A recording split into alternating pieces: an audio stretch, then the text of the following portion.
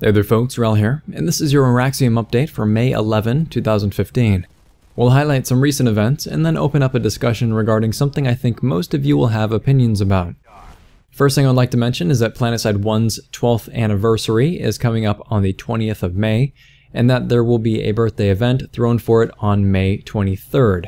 There's a Reddit thread posted about it and some guides listed in the post as well, so feel free to check that thread out and leave a comment if you're going to be there. It doesn't seem like it's going to be an overly organized event, judging by Cobra Beak's post. He's just encouraging veterans to show up, to play, to spread the word, and I would encourage you all to do that as well. I haven't played much PlanetSide 1 at all, as I grew up on Tribes, but I'm going to try to set aside time to play and to stream it on twitch.tv/Wrel. So if any veterans out there feel like shepherding me through the process, that would probably be pretty helpful. Also, PlanetSide 1 is completely free to play now, and you can download it by going to that thread and clicking on the link, or just heading over to planetside.com. A new patch is slated for release in the near future, and will add the continent of Koltyr to live, as well as some improvements for the newer players. Koltyr is accessible to new characters at battle ranks 15 or lower, and this is meant to be a smaller training island where new players can start learning the ropes. Also, characters battle ranks 1 through 15 will be getting 100 certifications per rank as a bonus, so as a bonus to battle ranking up. And no, this is not retroactive. You're not going to be getting any certs if you're past rank 15 already. It's only for new characters as they move through ranks 1 to 15. When characters exit Koltyr, they'll also have the option of refunding all their certification lines, but only once. It's a one-time deal. You leave Koltyr, you get all your certs back, and then you can reinvest them now that you presumably know how to play the game a little bit better. To me, that's a pretty smart way to do things. On top of that, the mission system has gotten a bit more fleshed out as well, as it now provides the player with intra-facility missions. So if you're in an amp station, the mission is going to tell you, hey, go capture this point, defend it, or if you're an engineer, you're near a destroyed generator, it's going to say, hey, go repair it, and that should help demystify the game a little bit. The Galaxy has also received ammo and AoE repair defensive slots, similar to what the Sunderer already has now.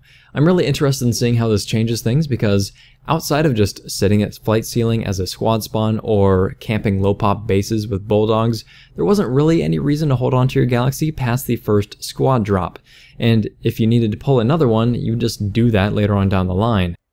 But through the new defensive slots, you've added some alternative support options, so maybe we'll see more Galaxies hanging around.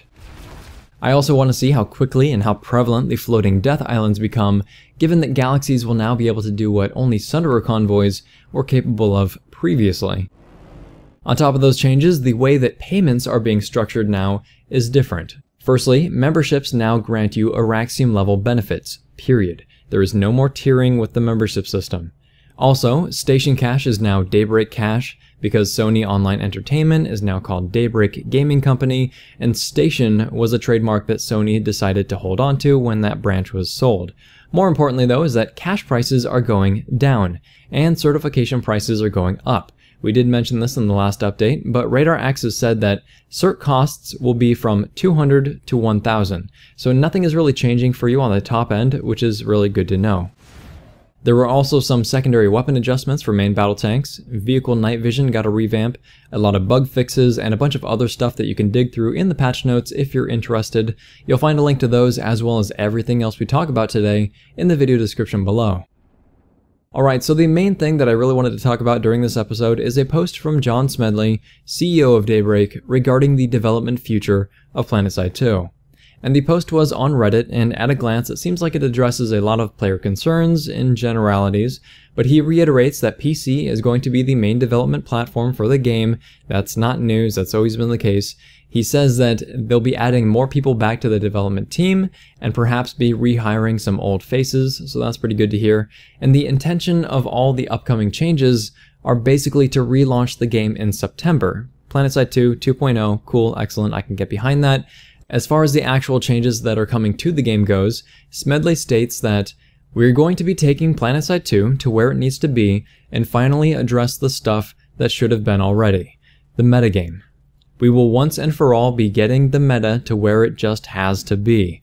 That means a comprehensive change that will involve completely revamping resources, changing what territory control means, and spending a lot of time giving you reasons to fight. All of this will be done in a fully transparent manner in which we actually put our internal design docs out there for your comment and feedback. Now, the intention of that paragraph is to alleviate concerns, which is great, but man, that phrasing is so bad. It's so bad.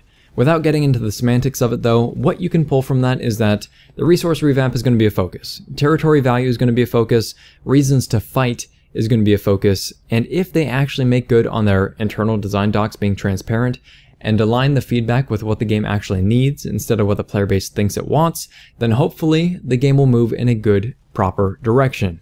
That's what I've been holding out hope for a while now, a renewed focus on the more veteran aspects of the game.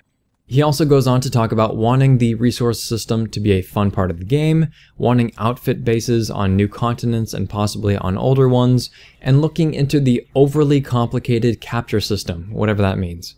However, what concerns me here is that Smedley goes on to state that we're also going to be adding another game mode to PlanetSide 2 for the first time. You can expect to be seeing that in the upcoming week on live servers. It will be a beta of the game mode. This will actually be a game mode with a win condition. Hopefully you will like it. It's meant to be the kind of thing you can pop into for an hour match and then go back into the main game. Hopefully, in the short term, we can make it so outfits can directly compete against other outfits in this game mode. Also, we aren't charging to get into this mode. The entire reason for it is to try something new and see how we all like it as a community. So firstly, by the time some of you watch this video, my comments here could be completely irrelevant, as the game mode may already be released, but I want to state my concerns here regardless. Adding game modes to PlanetSide 2, which is a game meant to be an open world sandbox, is troubling to me. It works in H1Z1 because the servers are small. You're doing your own thing, you're running around alone or with a small group, or you're building a base and you're interacting intermittently with whoever is online at the time. That's very, very different than a team-based game that literally relies on the amount of players it has online to generate the content and make it enjoyable. Right now, I can hop online during what should be prime time, and if I see that there are very few fights, I can say, oh, you know what, Emerald is busy kicking the crap out of Connery or Cobalt or Briggs right now in the server smash, and the servers will be dead because of it. Fortunately, server smash is not a constant, it's an uncommon occurrence with a particular schedule. Now imagine an entirely different game mode sucking the life out of your normal gameplay experience. That could be pretty bad, right? Of course, we don't know anything just yet. My fears could be completely and utterly unfounded. If this new game mode is a prelude to Battle Islands or an intercontinental lattice, then that could be a really positive change. I don't think that'll actually be what happens, but that's the best case scenario in my opinion. If the new game mode allows us to do outfit skirmishes on the Nexus instead of having to jump through hoops just to get things set up on Jaeger, that could be really cool too. Because remember that a lot of this stuff already happens. Think about Farmers League, PlanetSide battles, Server Smash. If there was a way to more easily automate that process, then it's a very positive change. However, if it's something that constantly and negatively impacts the live game, then it's kind of not. To me, PlanetSide 2 is or was an ambitious project meant to solve a problem.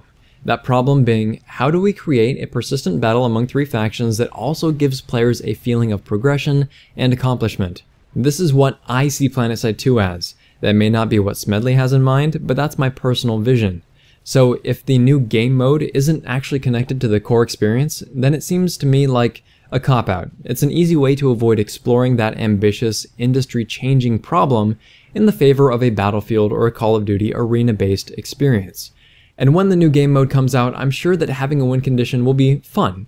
It obviously solves a lot of problems, it'll make a lot of people happy, and that's good. After all, most people play games to enjoy their time within them, so anything you can do to expand on that, to cultivate it, is a good thing. But from a design perspective, I can't really bring myself to respect that decision.